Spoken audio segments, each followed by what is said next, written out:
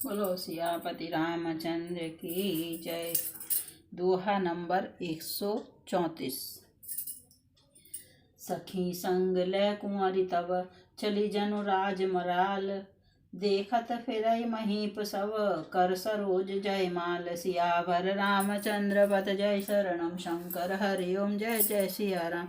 मंगल भवन अमंगल हारी द्रपहो दशरथ अजर बिहारी। श्री राम जय जय राम, श्री राम जय जय राम। तब राजकुमारी सखियों को साथ लेकर इस तरह चली मानो राजहंसनी चल रही है। वह अपने कमल जैसे हाथों में जयमाल लिए सब राजाओं को देखती हुई घूमने लगी। जिस ओर नारद जी रूप के गर्भ में फूले बैठे थे उस ओर उसने भूल कर भी नहीं ताका। नारद मुनि बार बार उचकते और छटपटाते हैं। उनकी दशा देखकर शिव जी के गण मुस्कुराते हैं। कृपालु भगवान भी राजा का शरीर धारण कर वहां जा पहुंचे। राजकुमारी ने हर्षित होकर उनके गले में जयमाल डाल दी। लक्ष्मी निवास भगवान दुल्हन को ले गए। सारी राजमंडली निराश हो गई।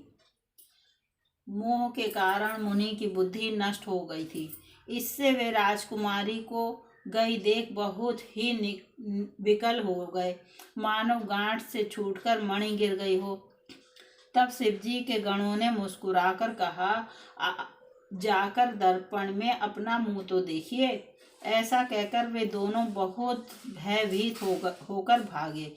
मुनि ने जल में सांप झांक कर देखा, अपना मुंह देखा। अपना रूप देखकर उनका क्रोध बहुत बढ़ गया। उन्होंने शिवजी के उन गणों को अत्यंत कठोर शाप दिया। हो निशाचर जाई तुम, कपटी पापी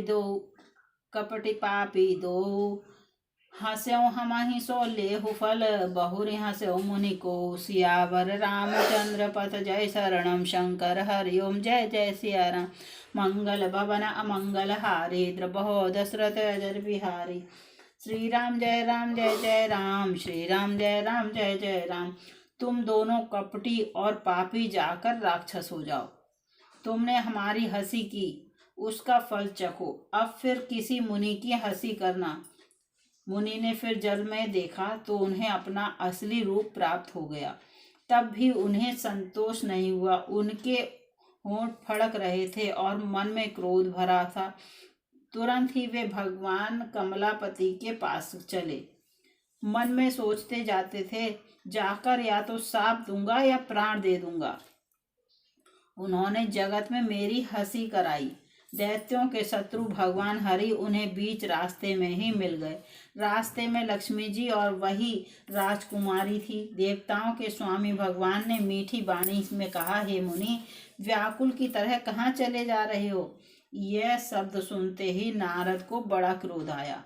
माया के वशीभूत होने के कारण मन में चेत नहीं रहा। मुनि ने कहा, तुम दूसरों की संपदा नहीं देख सकते, तुम्हारे ईर्ष्या और कपट बहुत है। समुद्र मथते समय तुमने शिवजी को बावला बना दिया और देवताओं को प्रेरित करके उन्हें विषपान कराया।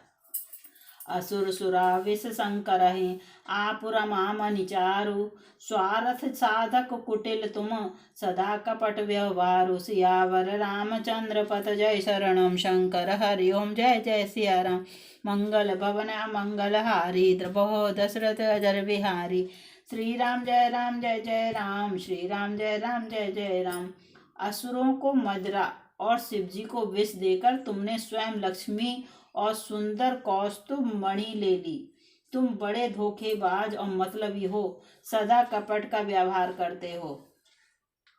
तुम परम स्वतंत्र हो, सिर पर तो कोई है नहीं। इससे जब जो मन को भाता है स्वच्छंदता से वही करते हो। भले को बुरा और बुरे को भला कर देते हो। हृदय में हर्ष विषाद कुछ भी नहीं लाते। सबको ठग ठग कर परख गए हो और अत्यंत निडर हो गए हो। इसी से ठगने के काम में मन में सदा उत्साह रहता है। शुभ अशुभ कर्म तुम्हें बाधा नहीं देते। अब तक तुमको किसी ने ठीक नहीं किया था, अब कि तुमने अच्छे घर बना दिया। मेरे जैसे जबरदस्त आदमी से छेड़खानी की है। अतः अपने किए का फल अवश्य पाओगे। जिस शरीर को धारण करके तुमने मुझे ठगा है, तुम भी वही शरीर धारण करो। यह मेरा शाप है। तुमने हमारा रूप बंदर का सा बना दिया था, इससे बंदर ही तुम्हारी सहायता करेंगे। मैं जिस स्त्री को चाहता था उससे मेरा वियोग कराकर तुमने मेरा बड़ा अति अहित किया है। इससे तुम भी स्त्री के वियोग में दुखी होगे। श्राप शीस धरि हरसिहिं प्रभु बहु बिनती कीनी, निज माया के प्रबलता करसि कृपा निधि लीन। सियावर रामचंद्र पत जय शरणम शंकर हरि ओम जय जय सिया राम। मंगल भवन अमंगल हारी द्रबहो दशरथ अजर बिहारी। श्री राम जय जय राम, श्री राम जय जय राम।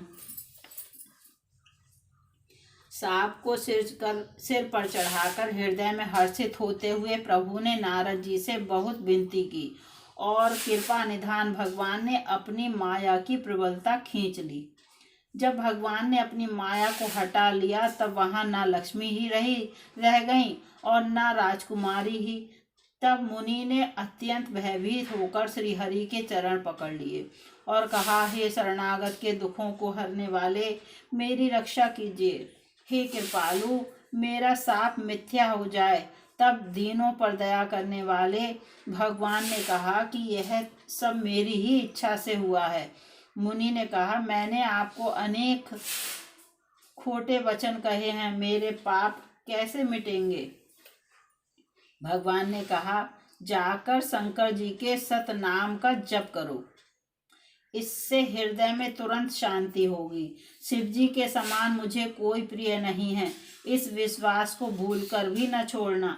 हे मुनि पुरारी, शिव जी जिस पर कृपा नहीं करते वह मेरी भक्ति नहीं पाता। हृदय में ऐसा निश्चय करके जाकर पृथ्वी पर विचरो। अब मेरी माया तुम्हारे निकट नहीं आएगी। बहुविधि मुनि प्रबोधि प्रभु, तब भय अंतर ध्यान। सत्यलोक नारद चले, करत राम गुण गान। सियावर रामचंद्र पत जय शरणम शंकर हरि ओम जय जय सिया राम। मंगल भवन अमंगल हारी द्रबहो दशरथ अजर बिहारी। श्री राम जय जय राम, श्री राम जय जय राम।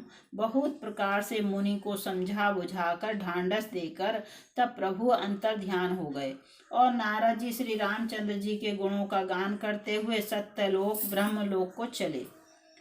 शिव जी के गणों ने जब मुनि को मोह रहित और मन में बहुत प्रसन्न होकर मार्ग में जाते हुए देखा तब वे अत्यंत भयभीत होकर नारद जी के पास आए और उनके चरण पकड़कर दीन वचन बोले, हे मुनिराज, हम ब्राह्मण नहीं हैं, शिव जी के गण हैं। हमने बड़ा अपराध किया जिसका फल हमने पा लिया है। हे कृपालु, अब शाप दूर करने की कृपा कीजिए। दीनों पर दया करने वाले नारद जी ने कहा, तुम दोनों जाकर राक्षस हो, तुम्हें महान ऐश्वर्य, तेज और बल की प्राप्ति हो।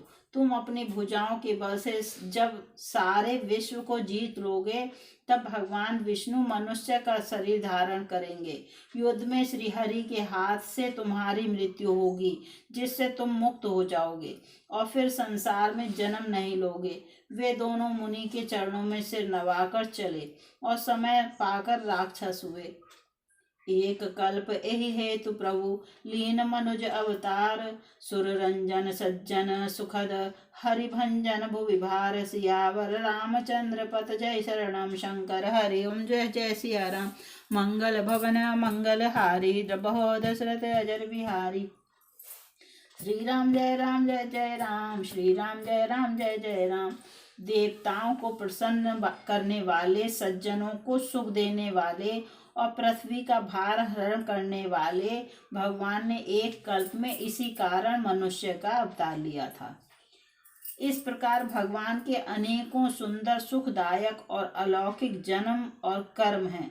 प्रत्येक कल्प में जब जब भगवान अवतार लेते हैं और नाना प्रकार की सुंदर लीलाएं करते हैं तब तब मुनीश्वरों ने परम पवित्र काव्य रचना करके उनकी कथाओं का गान किया है और भांति भांति के अनुपम प्रसंगों का वर्णन किया है, जिनको सुनकर समझदार विवेकी लोग आश्चर्य नहीं करते। श्री हरि अनंत हैं, उनका कोई पार नहीं पा सकता, और उनकी कथा भी अनंत है।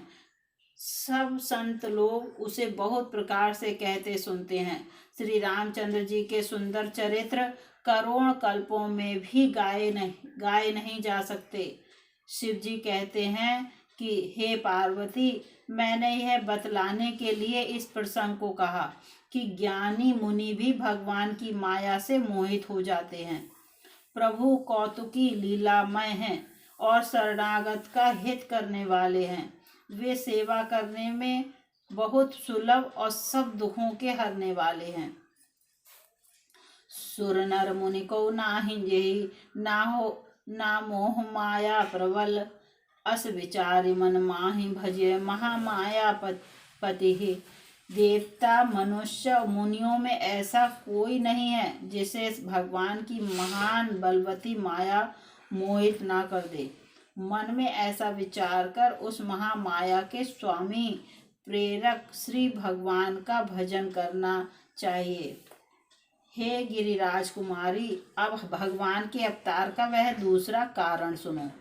मैं उसकी विचित्र कथा विस्तार करके कहता हूँ, जिस कारण से जन्म रहित निर्गुण और रूप रहित अव्यक्त सच्चिदानंद घन ब्रह्म अयोध्यापुरी के राजा हुए। जिन प्रभु श्री रामचंद्र जी को तुमने भाई लक्ष्मण जी के साथ मुनियों का सब वेश धारण किए वन में फिरते देखा था, और हे भवानी, जिनके चरित्र देखकर सती के शरीर में तुम ऐसी बावली हो गई थी कि अब भी तुम्हारे उस बावलेपन की छाया नहीं मिटती। उन्हीं के भ्रम रूपी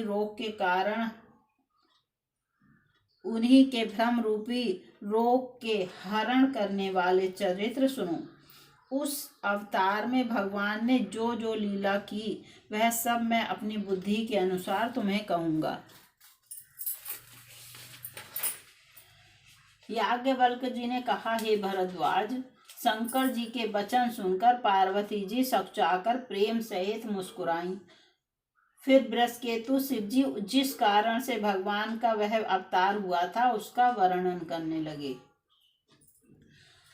सो मैं तुम सन कहूँ सबो, सुन मुनि मन लाई, राम कथा कलिमल हरणी, मंगल करनि सुहाई, सियावर रामचंद्र पत जय शरणम शंकर हरि ओम जय जय सिया राम।